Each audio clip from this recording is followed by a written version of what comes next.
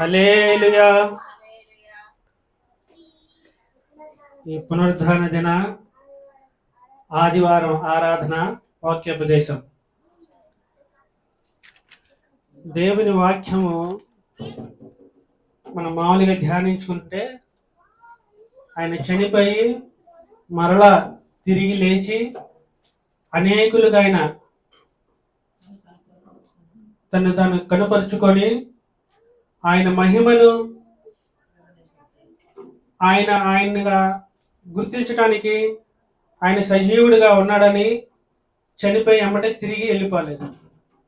40 రోజులు ఆయన భూమి మీద ఉన్నాడు. తను ప్రేమించిన శిష్యులకి అనేకులకైనా కనుపడి ఆయన గురించి తెలియపరుచుకున్నాడు. ఆ వాక్యాన్ని మామూలుగా ధ్యానం చేద్దామని అనుకున్నాను. దానికి ముందు ఆయన పుట్టడానికి కారణం ఏంటి? ఆయన దేవుని కుమారుడా, మనిషిగా ఒక మరియకి జన్మించిన కుమారుడా? ఈయన ఎవరి కుమారుడు, ఎలాగ జన్మించాడు అని అనేకులకు ఆయన చనిపోయినాక ఎన్నైతే అనుమానాలు ఉన్నాయో ఆయన పుట్టుక గురించి కూడా కొన్ని అనుమానాలు అనేకులకు ఉన్నాయి. ఈ అనుమానాలు ఉన్నాయి కదా అని మనం ధ్యానం చేస్తున్నప్పుడు వాక్యమే మనకి సమాధానం ఇస్తుంది. ఈ వాక్యం ఏమైనా సమాధానం ఇస్తుందంటే మన వాక్యం ధ్యానం చేసుకుందాం. ఇప్పుడు యేసుక్రీస్తు వారు జననం గురించి, ఆయన దేవుని కుమారుడా, మానవ రూప అన్నది మనం ధ్యానం చేసుకుందాం. లోకాసు వార్త 1వ అధ్యాయము 34వ వచనం. అందుకు మరియా, నేను పురుషుని ఎరగని దానినే, ఇది ఎలాగ జరుగునని దూతతో అనగా, దూత పరిశుద్ధాత్మ నీ మీదికి వచ్చును, సర్వోన్నతిని శక్తి నిన్ను కమ్ముకొనును, గనుక పుట్టబోవు శిశువు పరిశుద్ధుడై దేవుని కుమారుడు అనబడును. చాలు. ఈ వాక్యం కొరకు చిన్న ప్రార్థన చేసుకుందాం. స్తోత్రము స్తోత్రము స్తోత్రము స్తోత్రము నాయన, ప్రేమగల తండ్రి, నీ కొందనాలు స్తోత్రాలు నా ప్రభ. అయ్యా, ఈ ఉదయకాల సమయం నా ప్రభ, ఈ పునరుద్ధాన దిన ఆదివారం ఆరాధనలో నీ వాక్యం ధ్యానం చేయుచుండగా మీరు మాతో మాట్లాడండి. వాక్యాన్ని చక్కగా అర్థం చేసుకొని బోధించడానికి మీరు మాకు సహాయం దయచేయమని, ఘనత మహిమ ప్రభావాలు మీరు మాత్రమే పొందుకోమని మా ప్రభు అయిన యేసు క్రీస్తు నామములో స్తుతించి ప్రార్థించి అడిగి వేడుకుంటున్నాము తండ్రి, ఆమేన్. ఈ వాక్యం ధ్యానం చేసినప్పుడు అందుకు మరియా, నేను పురుషుణ్ణి ఎరుగని దానినే, ఇది ఎలాగూ జరుగునని దూతతో అనగా, ఆమె ఖచ్చితంగా చెప్తుంది, నేను ఎవరిని ఇంతబడికి పురుషుని అనేవాడిని నేను ఎరగలేదు కనుక ఇది ఎలాగ జరిగిద్ది అని ఆమె ఆ దూతను అడిగింది. ఆ దూత ఏం చెప్తుంది? పరిశుద్ధాత్మ ద్వారా నువ్వు గర్భం ధరిస్తావు. పరిశుద్ధాత్మ ద్వారా గర్భం ధరించాడని మనకి ఈమె ఈ మాట చెప్పిన తర్వాత అనేకుల ఆమెని అవమానపరుచుంటారు. తన వివాహం చేసుకోవడానికి నిశ్చయించిన భర్త కూడా ఆమెను రహస్యంగా విడనాడాలని అనుకున్నాడు. ఎందుకు విడనాడాలనుకున్నాడంటే ఆమె ఏదైనా తప్పు చేసిందేమో, ఆమె ఏమైనా పొరపాటు చేసిందేమో.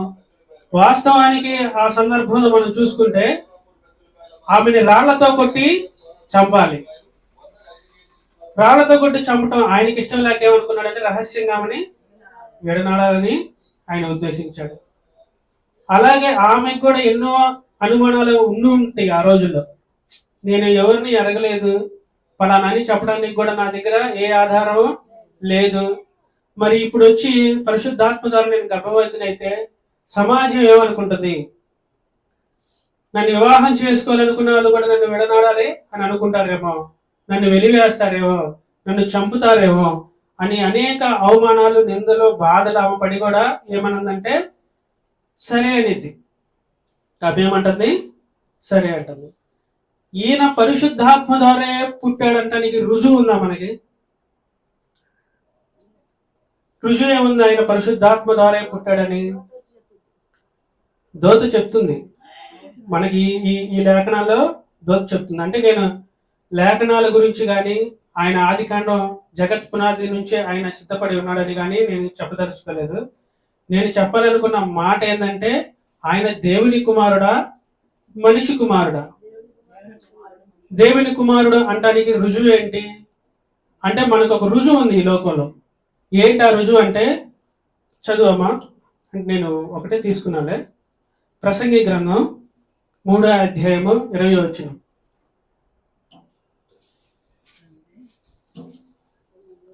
ప్రసంగి గ్రంథము 3వ అధ్యాయము 20వ వచనం.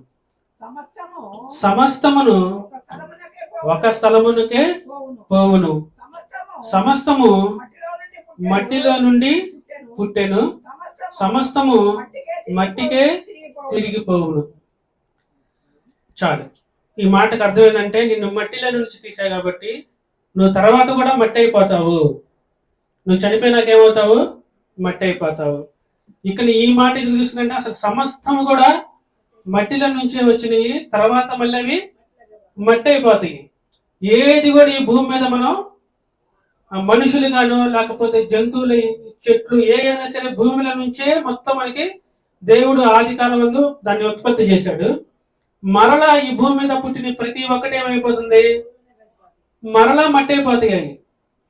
అంతేగాని సజీవంగా ఉన్నట్టుగా కానీ సజీవంగా చూసినట్టు కానీ మనం ఇంతకాలం కూడా మనం ఎవరిని కూడా చూడాల. అంటే చనిపోయి బతికిన వాళ్ళని మళ్ళీ మనం చూసాం కానీ, అంటే విన్నాము ప్రవర్తన ద్వారా. చనిపోయి తిరిగి ఈ లోకంలో కూడా హాస్పిటల్ అట్లా బ్రతికే వాళ్ళు మనం చూస్తాం కానీ వాళ్ళు బ్రతికినా ఏమవుతున్నారు?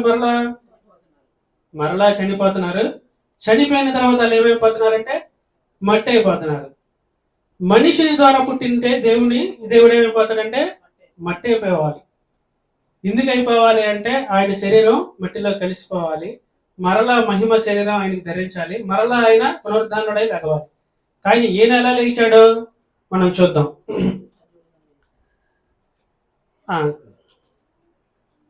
ఈయన దేవుని కుమారుడు అనబడటానికి రుజువు ఏంటంటే లోకాసు వార్త 24వ అధ్యాయము 39వ వచనం చదువుకున్నాం.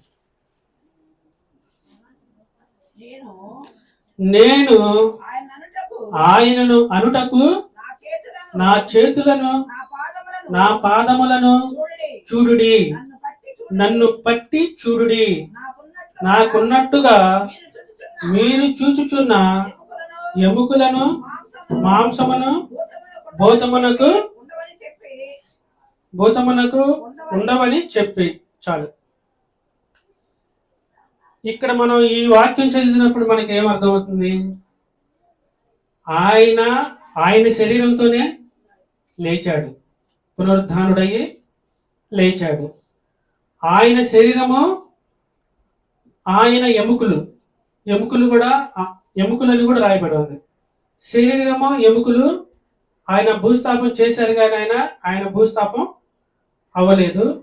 ఆ శరీరాన్ని వదిలిపెట్టి మహిమ శరీరం కూడా ఆయన ధరించుకోలేదు. అదే శరీరంతో ఆయన లేచాడు. లేచిన దానికి రుజువు ఏముందంటే ఏం చెప్తున్నాడు? మీరు భయపడాల్సిన అవసరం లేదు. నేను ఆయనంటానికి గుర్తేందంటే నేను ఆయన్నే, నేను భూతాన్ని కాదు. ఇక్కడ భూతం గురించి కూడా మనకి వివరించినప్పుడు ఏంటంటే భూతానికి ఎముకలు మాంసము ఉండవు. అవి ఎలా ఉంటాయి అన్నది మనకైతే తెలియదు కానీ దేవుడు చెప్పిన మాట ప్రకారం ఏంటంటే వాటికి ఎముకలు మాంసము ఉండవు. యేసు ఆయన దేహంతోనే ఎముకలతోనే లేచాడు. పరిశుద్ధాత్మ ద్వారా పుట్టాడనడానికి రుజువు ఏంటంటే ఈ రుజువు మనకు కనపడుతుంది.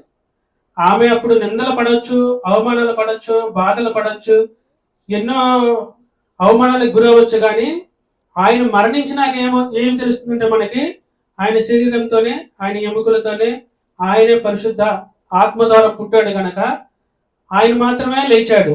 ఆయన శరీరం మట్టిలో కలిసిపోలేదు.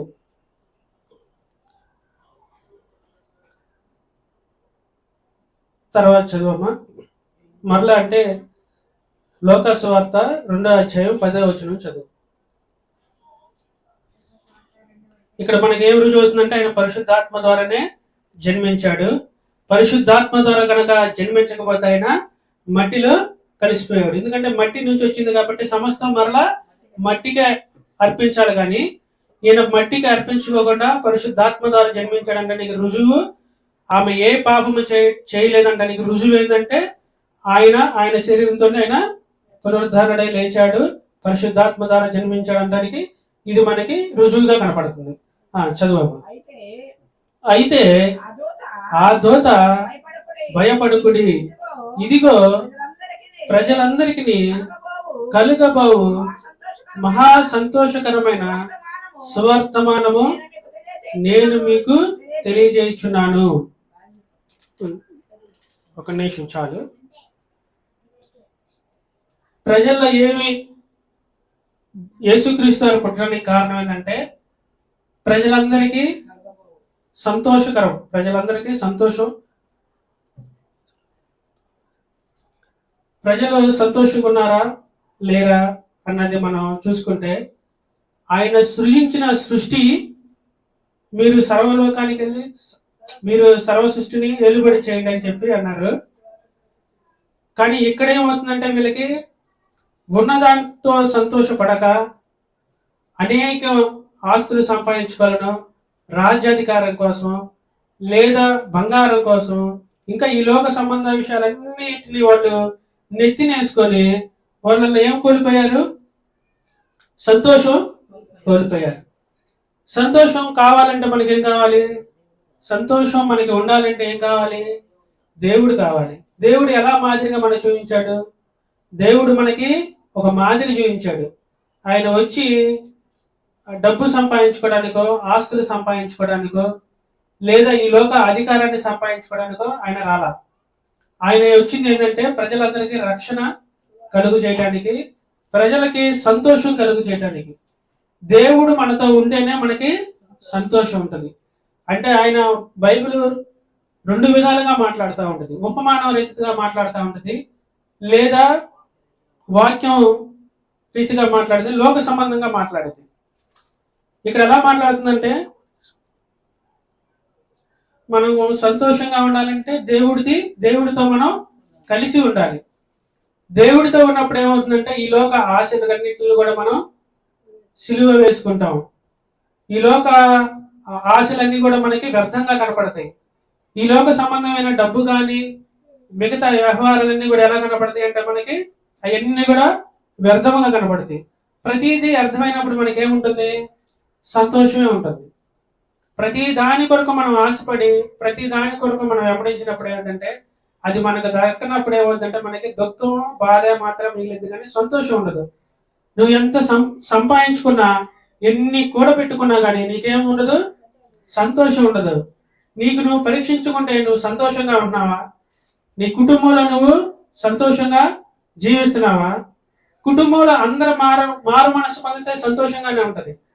కొందరు మారు మనసు పొందక, కొందరు మారు మనసు పొందినప్పుడు ఏమవుతుందంటే ఆ కుటుంబంలో బాధలు, వేదనలు, అనేకమైన ఇబ్బందులు వాళ్ళకి గురవుతారు. సంతోషం అనేది వాళ్ళ జీవితాల్లో ఉండదు. సంతోషం మన జీవితాల్లో ఉండాలి అంటే దేవుడు మనతో ఉండాలి. అందుకని ఆయన ఈ లోకానికి దిగి వచ్చాడు. సరే, అదే లోకా సువార్త 2వ అధ్యాయము 13 చదువమ్మా. వెంటనే పరలోక సైన్య సమూహము ఆ దూతతో కూడా నుండి సర్వోన్నతమైన స్థలములలో దేవునికి మహిమయు ఆయనకి ఇష్టలైన మనుషులకును భూమి మీద సమాధానము కలుగునుగాక అని దేవుని స్తోత్రము చేయుచుండెను. మరలా మనకేముంది? మనకు సమాధానం అయి కలగాలంటే మనతో దేవుడు ఉండాలి. దేవుడు ఈ లోక సంబంధమైన మనుషులు కాదు. ఆయన పరిశుద్ధాత్మ ద్వారా కన్యక గర్భంతో ధరించి మనిషి కుమారుడుగా ఈ లోకంలో పుట్టడానికి కారణం ఏంటంటే, మరలా మనకి ఈ అధ్యాయం ఈ వచ్చిన మనకి రుజువుపరుస్తుంది. ఏమని రుజువుపరుస్తుంది అంటే, వెంటనే పరలోక సైన్య సమూహము ఆ దూతతో కూడా ఉండి, అంటే ఆయన పుట్టినప్పుడు ఏమవుతుందంటే మనకు సంబంధించిన వాళ్ళు కాదు, కానీ పరలోక సంబంధమైన దూత సమూహం మొత్తం కూడా ఆయన దగ్గరికి వచ్చినాయి. ఇంకో రుజువు ఏంటంటే ఆయన పరలోక సంబంధి. సర్వోన్నతమైన స్థలములలో దేవునికి మహిమయు. సర్వోన్నత స్థలములలో దేవునికి మహిమయు. సర్వోన్నత స్థలములు అంటే పరలోకం అనుకోవచ్చు. సర్వోన్నతుని స్థలం అంటే ఆయన రాజ్యం అనుకోవచ్చు. దేవునికి మహిమ కలిగింది. ఎందుకు కలిగిందంటే, దేవుని ఈ మాట నాకు ధ్యానం చేసినప్పుడు, ఆయన పరలోక సంబంధం అయ్యుండి కూడా భూలోక సంబంధానికి రావడానికి కారణం ఏంటి? అది పరిశుద్ధాత్మ ద్వారా రావడానికి కారణం ఏంటి? ఈయన పరలోక సంబంధి కదా, భూలోకానికి ఎందుకు వచ్చాడు అన్నదానికి మనం ముందు వచ్చే మనం రుజువులు చూసాము. ఇక్కడ ఈయన ఎందుకు వచ్చాడంటే, దేవుని వాక్యం మనుషులకి కొన్ని కట్టడలు నిబంధనలు ఇచ్చాడు. దేవుని రాజ్యం అంటే ఈ లోక సంబంధం అయిపోయిన తర్వాత దేవుని రాజ్యం అనేది ఒకటి ఉంది. ఆ రాజ్యం వచ్చినప్పుడు ఏమవుతుందంటే, మనకి మనంగా దేవుడు ఎలా ఉంటాడంటే, ఆయన అన్ని విధాలుగా అన్ని పరిశీలన చేసి మనల్ని సృజించాడు. మనమేమంటామంటే, అయ్యా నువ్వు ఎక్కడో సర్వోన్నత స్థలంలో ఉన్నావు, అక్కడుండి భూమి మీద జరిగే సమస్తము మేము చేసామని, భూమి మీద కొన్ని చేయకూడదని మాకు నిబంధనలు ఇచ్చావు. మరి మేము చేసామన్నా, నువ్వు ఆ లోకంలో ఉండి ఇక్కడ కట్టడలు చెప్తే, నువ్వు ఈ లోకానికి వచ్చి ఇక్కడ కట్టడలుగా అనుసరించి నువ్వు జీవిస్తే అప్పుడు నీకు తెలిసిద్ది అని దేవుణ్ణి మనం ఏమైనా ప్రశ్నిస్తామేమో అని. అంటే ఆయన ఆ లోకంలో ఉన్నాడు, ఈ లోక సంబంధాలు ఏం చెప్తున్నాడు మనకి? కొన్ని కట్టడలు, కొన్ని నిబంధనలు, కొన్ని వాక్యానుసారమైన అంశాలు ఆయన బోధించాడు. బోధించినప్పుడు ఏం చేస్తాడు? ఈ కట్టడలు అనుసరించుకోకుండా, వాక్యానుసారంగా నువ్వు జీవించుకోకుండా, పరలోక రాజ్యం పాతాళం పరలోకం ఉన్నప్పుడు, తీర్పు దినం వచ్చినప్పుడు నువ్వు దేవుణ్ణి ఏమన్నా ప్రశ్నిస్తావేమో. నువ్వు ఆ లోకంలో ఉండి ఈ లోకంలో నిబంధనలు పెట్టావు, ఈ లోక పరిస్థితులకి మేము తట్టుకోలేకపోయాము, ఈ లోక అవమానాలకి మేము నిలబడలేకపోయాము, ఈ లోక ఆశలకు మేము లొంగిపోయాము, ఈ లోక శరీర కోరికలకు మేము జిగజారిపోయాము, మేము పాపంలో పడిపోయాము అని ఆయన్ని ఉద్దేశించి నువ్వు ఇలాగ ఏమి చేయకోకుండా నువ్వు ఇక్కడుండి నువ్వు తీర్పు తీర్చడానికి ఎవరు? దేవుడుగా నువ్వు అక్కడ ఉన్నావు. ఈ లోకానికి వస్తే మా బాధలు నీకు తెలిసాయి, నువ్వు అలాగా జీవించగలుగుతావా అంటే, ఈ మాటకి ముందే ఆయన దేవుడు ముందుగానే సిద్ధపరిచాడు. ఆది కాలంలో మనకి తప్పు జరిగినప్పుడే దేవుడు వస్తాడని ముందుగా నియమించబడ్డాడు. ఎందుకంటే ఈ మనుషులు ఇలా మాట్లాడతారేమో అని. అందుకని ఆయన ఈ లోకానికి వచ్చి ఆయన మనం చేసే తప్పులు కానీ, పొరపాట్లు కానీ, ఆశ కానీ, శరీర కోరికలు కానీ ఏది కూడా ఈ లోకంలో ఉండి ఆయన జీవించాడు. ఆయన పరలోకంలో ఉండి జీవించలేదు, ఈ లోకంలో ఉండే జీవించాడు. ఈ లోకంలో ఉండి ఆయన ఏ తప్పు చేయలేదు. అందుకని నాలో పాపం ఉందని మీరు ఎవరైనా స్థాపించగలరా అంటే నిరూపించగలుగుతారా మీరు? నేను ఇలాగే నేను జీవించాను, నా యవ్వన వయసులో అంతా కూడా నేను నా తల్లిదండ్రులకి నేను సాయపడ్డాను, నన్ను పంపిన దేవుని సువార్త నేను బోధించాను, ఎక్కడ కూడా నేను పాపం అనేది నేను చేయలేదు. మనం రేపు తీర్పుకి వెళ్ళినప్పుడు అంటాడు, అయ్యా నేను అలా ఉండలేకపోయానంటే దేవుడు ఏమంటాడంటే, మరి నేను ఉన్నాగా. నువ్వు దేవుడులాగా ఉండగలిగితేనే నీకు దేవుని రాజ్యం వస్తుంది. నువ్వు దేవుడులాగా ఉండలేకపోతే నీకు పరలోక రాజ్యం అనేది రాదు. దేవుణ్ణి మళ్ళా మనం ఎలా ఎదురు ప్రశ్నిస్తామని ఆయన ఈ లోకానికి ఆయన శరీరధారిగా పరిశుద్ధాత్మ ద్వారా ఆయన ఈ లోకంలో జన్మించి ఈ లోకంలో అనుభవించాల్సిన శ్రమలన్నీ కూడా ఆయన అనుభవించి మనల్ని ఎటువంటి మాట మన తీర్పు దినాన మనం అడగటానికి లేకుండా ఆయన చేసి ఆయన మనకి మాదిరిగా నియమించి ఉన్నాడు. ఆయన మాదిరిలోనే మనం జీవించగలిగితేనే నువ్వు దేవుని రాజ్యానికి వారసులుగా మార్చబడతారు. ఇంకా మనకేముంది, దేవుడు వచ్చినాక మనకేమొచ్చిందంటే సమాధానము కలుగునుగా కానీ దేవుని స్తోత్రము.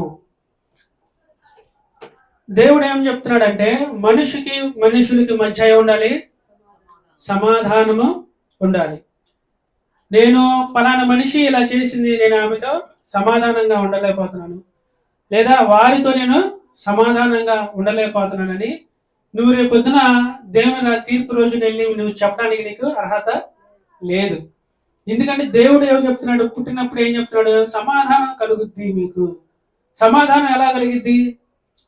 సమాధానంగా దేవుడు ఎలా చూశాడు?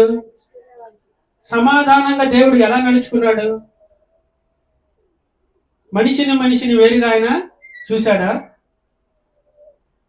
ఆఖరికి కుష్టి రోగుల్ని ఆ రోజుల్లో వెలివేసే కుష్టి రోగులను కూడా ఆయన ప్రేమగానే చూశాడు. ఎందుకు ఇలా చూశాడంటే ఆయన సమాధానం మనకి ఆయన పుట్టినప్పుడే సమాధానం ఇచ్చాడు. ఈ సమాధానం మనకు కూడా ఎలా వస్తుంది?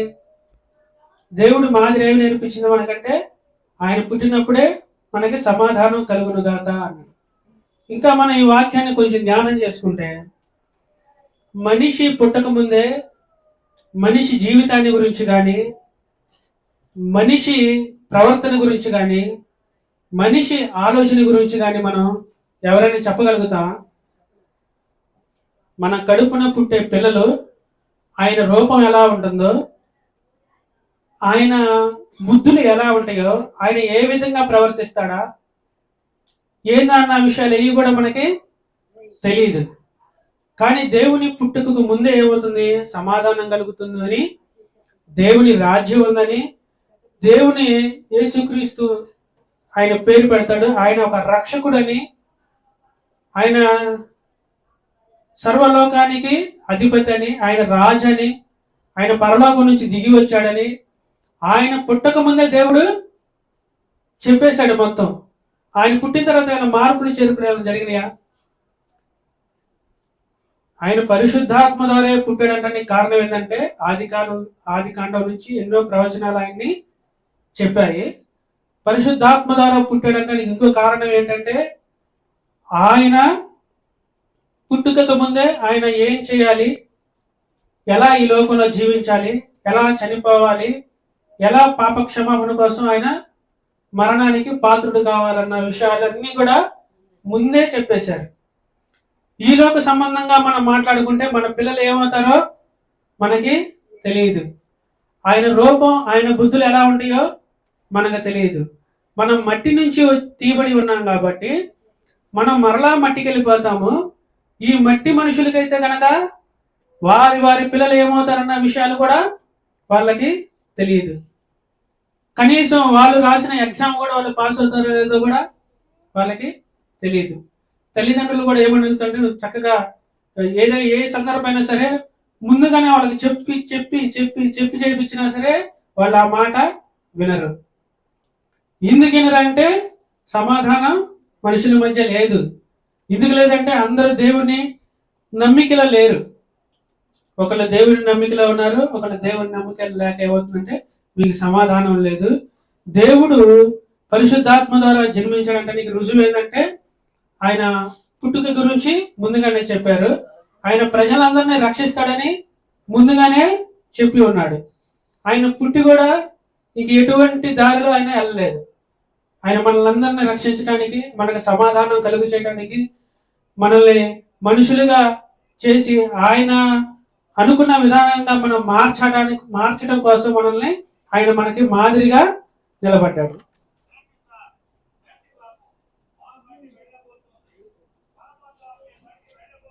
సరే, అదే చదువమ్మా. లోకాసు వార్త 24వ అధ్యాయము 36వ వచనం చదువు.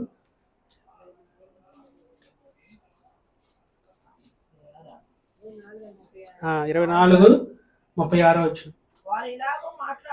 వారు ఇలాగ మాట్లాడుచుండగా ఆయన వారి మధ్యను నిలిచి మీకు సమాధానము సమాధానం అవును గాక అని వారితో అనెను. దేవుడు తిరిగి లేచిన తర్వాత చాలా సార్లు ఈ మాట మనకి కనపడతా ఉంటది. ఏంటంటే మీకు సమాధానము కలుగును గాక. సమాధానం లేక అనేక మంది అనేక విధాలైన పాపంలోనూ అపరాధంలోనూ నేరంలోనూ పడిపోతున్నారు. మనకేం కావాలంటే సమాధానం కావాలి. ఈ సమాధానం ఎక్కడి నుంచి వస్తుంది? దేవుడు మన మధ్య ఉంటే. దేవుడు ఎక్కడున్నాడంటే ఈ భాగంలో ఎక్కడున్నాడు? దేవుడు మన మధ్య ఉంటే మనకేం జరుగుతుంది? సమాధానం జరుగుతుంది. దేవుడు మన మధ్య లేడు అంటానికి రుజువు ఏంటంటే సమాధానం నీ దగ్గర లేకపోతే దేవుడు మీ దగ్గర లేనట్టే. కుటుంబంలో సమాధానం లేకపోతే దేవుడు మీ మధ్య లేనట్టే. సమాజంలో మీ మధ్య సమాధానం లేకపోతే దేవుడు మీ మధ్య లేనట్టే. మీరు సమాధానంగా ఉంటున్నారా? మీకు సమాధానం ఉంటుందా లేదా అన్నది, సమాధానంగా మీరు కనుక జీవించగలిగితే మీరు దేవుడు లేదా మీతో ఉన్నాడని రుజువు. దేవుడు ఉంటే మన మధ్య ఏమవుతుందంటే సమాధానం కలుగుతుంది. సమాధానం కలగకోకుండా మీరు ఎన్ని పనులు చేసినా, అందుకనే దేవుడు ఏమంటాడంటే నీ వలే నీ పొరుగు వారిని ప్రేమించమంటానికి మాట ఏంటంటే ఇదే దాని అర్థం. ప్రేమించమన్నాం కదా అంటే ఆ సందర్భం మనం మాట్లాడుకున్నాము అంతకుముందు. ప్రేమించడం గురించి మనం తర్వాత ధ్యానం చేసుకుంటాం. మన మధ్య ఏం కలిగి ఉండాలి? ఒకళ్ళ మధ్య ఒకళ్ళకి సమాధానం కలగాలంటే మన మధ్య ఉండాలి, ప్రేమ కలిగి ఉండాలి. దేవుడు మన మధ్య ఉంటే ఏమవుతుంది? ప్రేమ ఉంటుంది. ఈ ప్రేమ కలిగి ఉన్నప్పుడు మాత్రమే ఒకళ్ళ మధ్య ఒకళ్ళకి సమాధానం కలుగుతుంది. మనకి ఒకళ్ళ మధ్య ఒకరికి సమాధానం లేదంటే ఒకటి మన దగ్గరైనా దేవుడు లేకపోయి ఉండాలి, లేదా ఎదుటి మనిషి దగ్గరైనా దేవుడు లేకపోయి ఉండొచ్చు. ఎదుటి మనిషి దగ్గర లేకపోయినా మనకి సమాధానం దొరుకుతుందా? దొరకదు. సమాధానం కలగాలి అంటే మన మధ్యలో ఆయన ఉండాలి. మన మధ్యలో ఉండాలంటే అందరిలో ఉండాలి. అందరిలో ఉన్నప్పుడు మాత్రమే మనకి సమాధానం కలుగుతుంది. మనకి సమాధానం కనుక కలగట్లేదు అంటే దేవుడు మన మధ్య లేనట్టే అని దేవుని వాక్యంతో మనకి గుర్తు నియమిస్తుంది. అందుకనే కుటుంబం మధ్య మీరు మొదట సమాధానం కలిగి జీవించండి. తల్లిదండ్రుల పట్ల మీరు సమాధానం కలిగి ఉండాలి. మీరు మీ తల్లిదండ్రులని వ్యతిరేకిస్తున్నారు, లేదా తల్లిదండ్రులే పిల్లల్ని వ్యతిరేకిస్తున్నారు. ఇలా వ్యతిరేకించిన వాళ్ళ మధ్యన గొడవలు, కుటుంబ సమస్యల గొడవలు ఉన్నా సరే మీ దగ్గర ఎవరు లేరంటే దేవుడు లేనట్టే గుర్తు. దేవుడు ఉంటే ఏమవుతుందంటే మీ మధ్య సమాధానం కలుగుతుంది. ఆ సమాధానం లేకే కుటుంబాలుగా పాడైపోతున్నాయి. కనీ పెంచిన పిల్లలే తల్లిదండ్రుల్ని వ్యతిరేకించి అవసరమైతే వాళ్ళని కొడుతున్నారు, దూషిస్తున్నారు కూడా. ఇవన్నీ ఎందుకు జరుగుతున్నాయి అంటే మీ మధ్య దేవుడు లేడు. దేవుడు నీ మధ్య ఉంటే నీకు సమాధానం కలుగుతుంది. నీ తల్లిదండ్రులని నువ్వు గౌరవించమనే వాక్యం నీకు గుర్తు వస్తుంది. దేవుడు మన మధ్య ఉన్నప్పుడు సమాధానం వస్తుంది.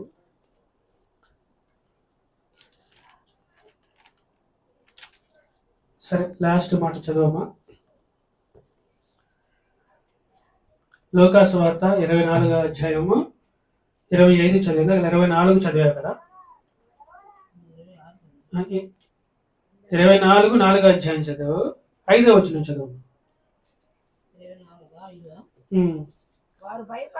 వారు భయపడి ముఖములను నేల మోపి ఉండగా వీరు సజీవుడైన వానిని మీరెందుకు మృతులలో వెతుకుచున్నారు? చాలు.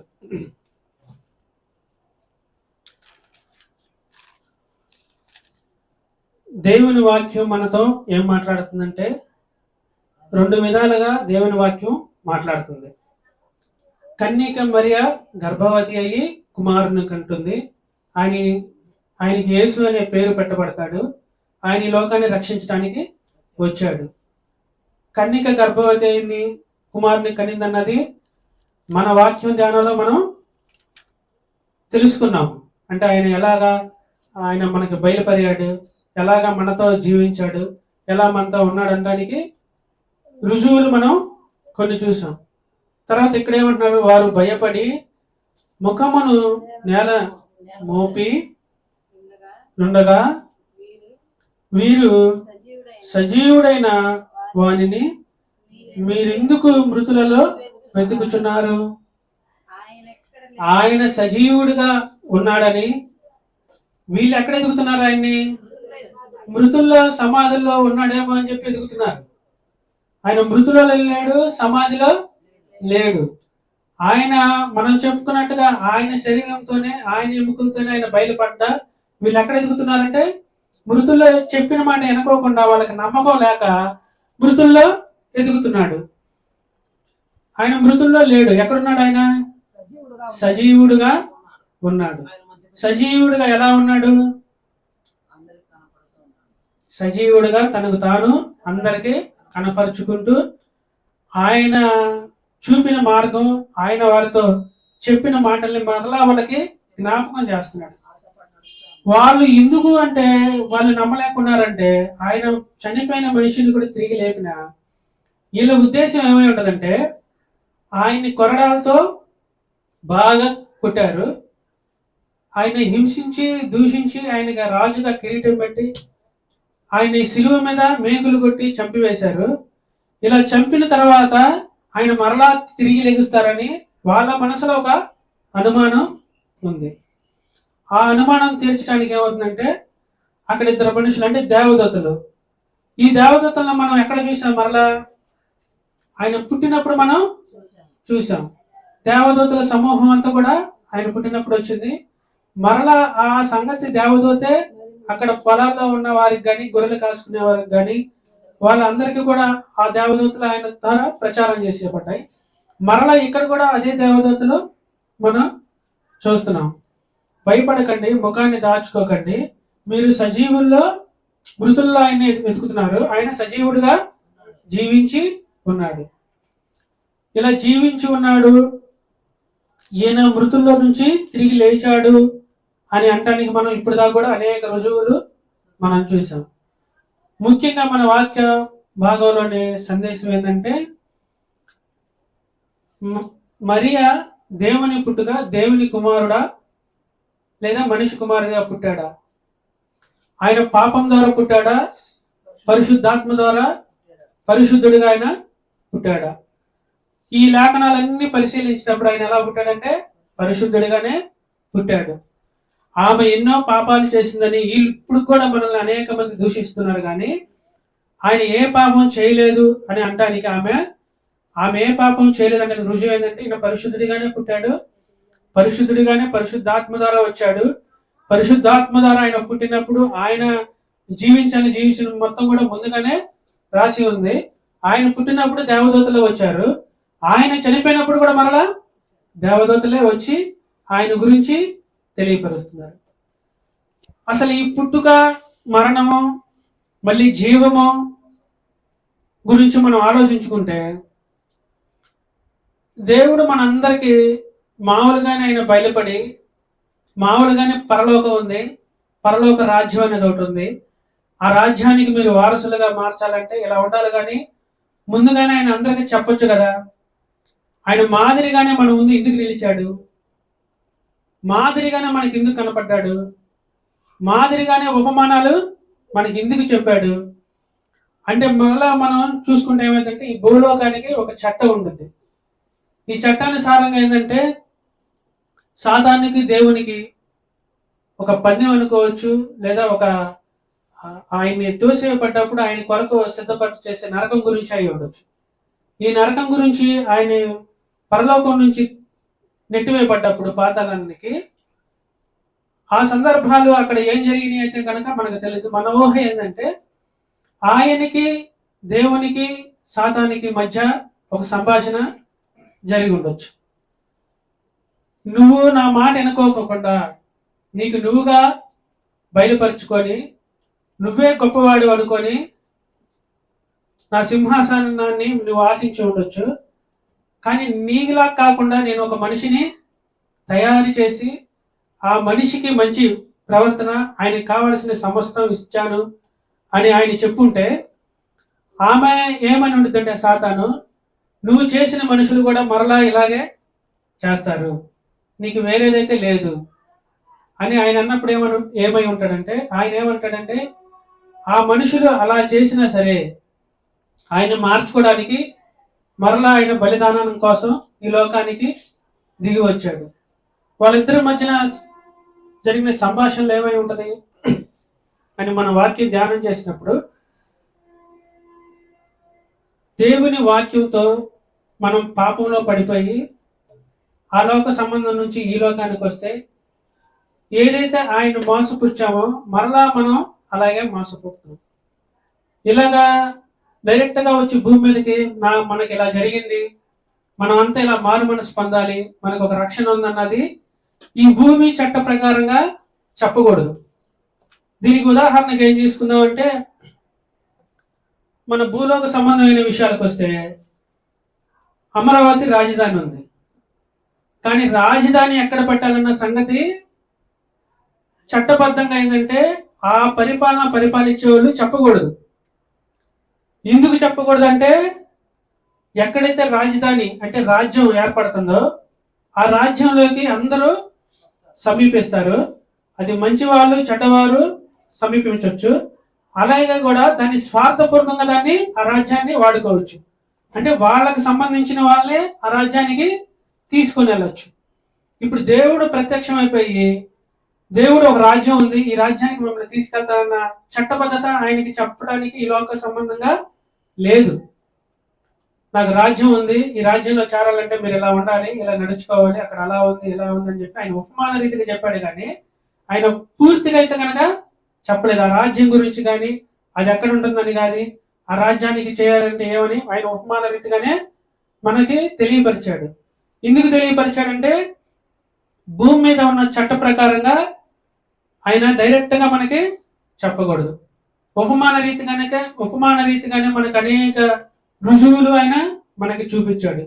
అనేక రుజువులు చూపించడమే కాకుండా ఆయన కూడా ఏంటంటే మరలా తిరిగి లేచి మీరు ఇలాగే నడుచుకోవాలి, మీరు జీవించాల్సిన జీవితం ఇలా ఉండాలని నేను సిద్ధపడి చేస్తే ఈ జీవితాన్ని వదిలిపెట్టేసి మీరు వ్యభిచారానికి, దొంగతనానికి, లేదా రాజ్యాల కోసము, భూమి కోసము, అధికారం కోసం మీరు పారుకులాడుతున్నారు. కానీ మిమ్మల్ని జీవించిన జీవితం ఎలా బతకాలంటే మీరు దేవుని అంటే నేను యేసుక్రీస్తు లాగా నేను జీవించాలి, ఈయన్ని అనుసరిస్తేనే మేము పరలోక రాజ్యానికి వారసులుగా మార్చబడతామని దేవుని వాక్యం అంతా చెప్తుంది.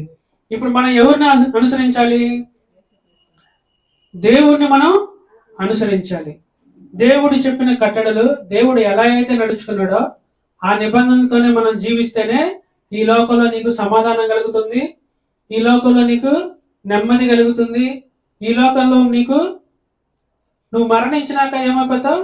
మట్టి అయిపోతావు. అలా మట్టి అవ్వకోకుండా దేవుని వాక్యం మరలా మనం తిరిగి లేకపోవడానికి దేవుడు మనకు మాదిరిగా చూపించాడు. ఈ వాక్యాన్ని దేవుడు దీవించును గాక. చిన్న ప్రార్థన చేసుకొని ముగించుకుందాం. స్తోత్రము స్తోత్రము స్తోత్రము స్తోత్రము స్తోత్రము నాయన, ప్రేమ గల తండ్రి, నీ కొందనాలు స్తోత్రాలు నా ప్రభా. అయ్యా ఇదిగో నా ప్రభా, ఈ రోజు వాక్య ధ్యానంలో నా ప్రభా మీరు మాట్లాడిన మాటలను బట్టి నీ కొందనాలు స్తోత్రాలు నా ప్రభా. అయ్యా మీరు పరిశుద్ధాత్మ ద్వారా జన్మించారని మీరు రుజువులు మాకు చూపించిన విధానాన్ని బట్టి నీ కొందనాలు స్తోత్రాలు నా ప్రభా. అయ్యా మనిషిగా నువ్వు జన్మించి ఉండే నా ప్రభా, మట్టి మరలా మట్టి అయిపోతుంది అన్న మా వాక్యం నెరవేరేది నా ప్రభా.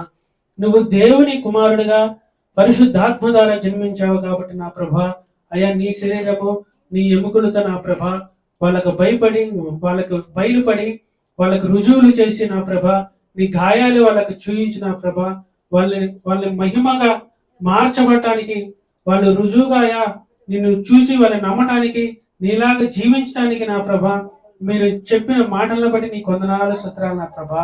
అలాగా నా ప్రభా మేము జీవించడానికి, అలాగా మేము నడుచుకోవడానికి, అలాగా నా ప్రభా నీ రాజ్యానికి మేము వారసులుగా మార్చబడటానికి సహాయం తెచ్చండి.